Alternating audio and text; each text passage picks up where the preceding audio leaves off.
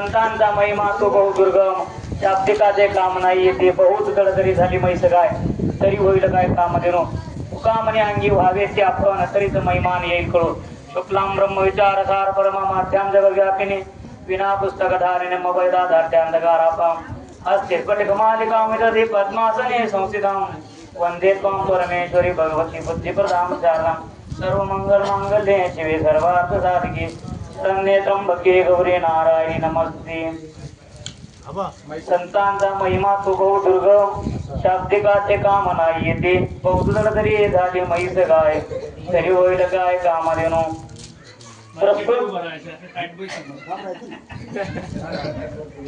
प्रस्तुत प्राप्त प्रसंगी प्रवचन तुझी सेवे करता घेतलेला अभंग विश्ववंदे महाराष्ट्र भजन जगद्गुरु संत तुकोबाराय महाराजांच्या गाथेतील असून प्रस्तुतच्या अभंगातून जगद्गुरु तुकोबाराय संत महात्म्यांच्या महिमेची मीमांसा करतात.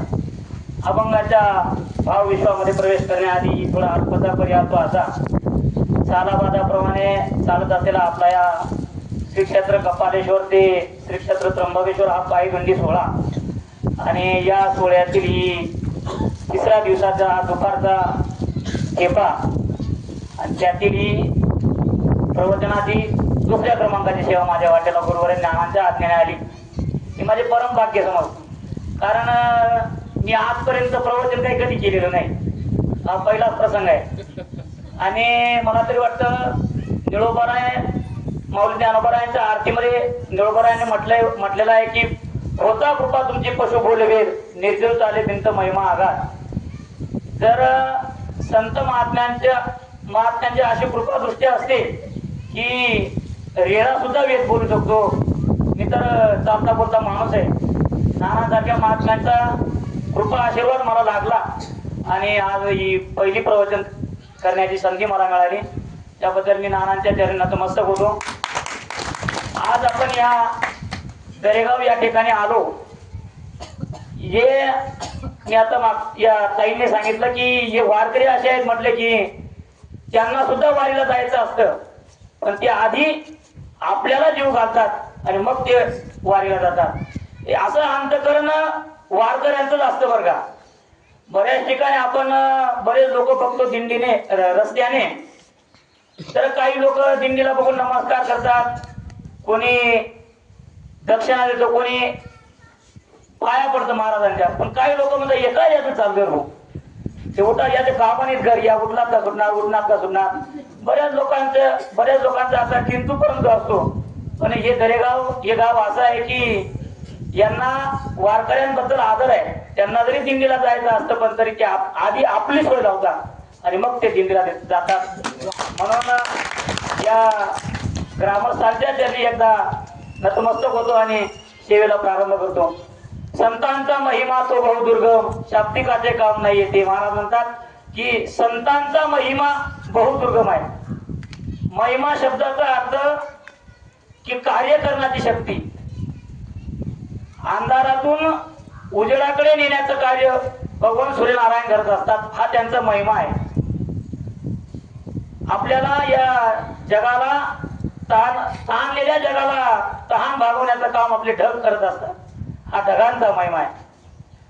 तसं एक तुकोबारायांच्या चरित्रात असं वाचण्यात आलं की अलंकापुरामध्ये एक दरिद्री ब्राह्मण राहत होता.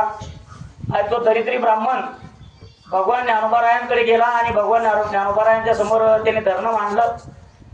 आणि ज्ञानोबारायांच्या धरणं मांडल्यानंतर त्याने ज्ञानोबारायांना आपल्या मनाची संकल्पना सांगितली की माझं हे दरिद्र नाहीसं व्हा, यासाठी माऊली ज्ञानोबारायांकडे त्यांनी प्रार्थना केली. माऊली ज्ञानोबारायांनी त्याला स्वप्नात येऊन सांगितलं की तुम्ही देहूला जा आणि तुकोबारायांना भेटा. ते ब्राह्मण देहूला गेले आणि तुकोबारायांना भेटले. तुकोबारायांना सर्व दृष्टांत सांगितला. तुकोबारायांना ते ऐकून त्या ब्राह्मणाची ती परिस्थिती ऐकून तुकोबारायांचं मन असं कासावीस झालं. त्याच्याबद्दल मनात असा कळवळा निर्माण झाला. आणि तुकोबारायांनी सांगितलं की तुम्ही शिवबा कासारांकडे जा आणि ते देतील तेवढं घेऊन या. ते ब्राह्मणाला वाटलं की मी तुकोबारायांकडे मोठ्या आशेने आलो होतो की तुकोबाराय माझी दारिद्र्य हरण करतील आणि मला काही देतील असं मोठ्या आशेने आलो होतो. पण तुकोबारायांनी हे काय सांगितलं की तुम्ही शिवबा कासारांकडे जा. म्हणजे खोल झाला.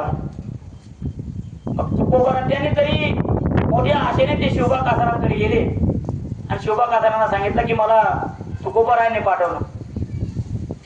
शिवबा कासारांनी सांगितलं तुम्हाला तुकोबारायांनी पाठवलं तर मग त्या तिकडं कोपऱ्यामध्ये काही लोखंडी सळाया ठेवल्या आहेत म्हणे, तुम्हाला जेवढ्या लागतील तेवढ्या घेऊन जा. आता ते ब्राह्मण त्या लोखंडाजवळ वगैरे त्या सळ्यांजवळ गेले आणि ती माझ्यासारखे बारीक लोकडे होते, त्यांना आता वाटलं बा एवढ्या कसं काय घेऊन जायला. 2-3 सळ्या त्यांनी उचलल्या आणि घराकडे निघाला. तरी त्यांच्या मनात तिथपर्यंत शंकच होता की मला वाटलं काहीतरी शिवबा कासारांकडे पाठवून काहीतरी धन मिळेल, काहीतरी मिळेल चांगलं.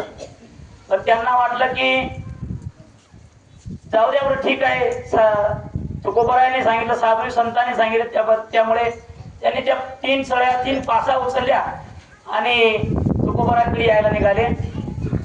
येत असताना त्या पासा त्यांना जड वाटत आहे. दुपारचा टप्पा आणि उन्हामुळे जीव कोरडा पडला. हा ब्राह्मण असते आणि असं बारीक असल्यामुळे त्यांनी ते विचार केला आणि 2 पासा जागेच ठेवून दिल्या आणि 1 पास घेऊन तुकोबारायांकडे गेले. तुकोबारायांकडे गेल्यानंतर तुकोबारायांना सांगितलं त्यांनी की त्या शिवबा कासारांनी मला हे पास दिले म्हटले. आणि तुकोबारायांना त्या पास दाखवल्यानंतर तुकोबारायांचा दृष्टिक्षेप त्या पासेवर पडला आणि त्या पासाचं सोनं झालं. म्हणजे संत महात्म्यांचा महिमा सांगणे म्हणजे संत महात्म्यांचा महिमा वर्णनच कोणी करू शकत नाही. दुर्गम आहे. दुर्गम म्हणजे एक 3 टप्पे पडतात, सोपं, कठीण आणि बहुकठीण. सोपं म्हणजे एखादी गोष्ट हाताने पाहणे. आता हे नारळ पडलंय, पाहणे म्हणजे सहज पाहणे म्हणजे सोपं आहे. कठीण सोपं, आता एखादा माणूस झोपलेला आहे आणि त्याला उठवणं कठीण आहे का सोपं आहे? सोपं आहे. थोडं हलून पाहायचं, आवाज देऊन पाहायचं, नाही जायचं तर बाटलीवर पाणी ओतून द्यायचं म्हणजे तो उठेल. एखादा माणूस आजारी आहे, त्याला पॅरालिसिस झालेला आहे, त्याला त्याच्या आजारातून काढणं थोडं कठीण आहे. त्याला कोणता आजार झालेला आहे, त्या आजाराचा काही अभ्यास करावा लागेल, कोणत्या गोळ्या द्यायच्या, काय द्यायचं, तो अभ्यास करून त्याला उठवावं लागेल. ते थोडं कठीण आहे. आणि मेलेला माणूस उठवणं अति कठीण आहे. हे फक्त तुकोबाराय, ज्ञानोबारायांसारखे संत महात्मेच करू शकतात.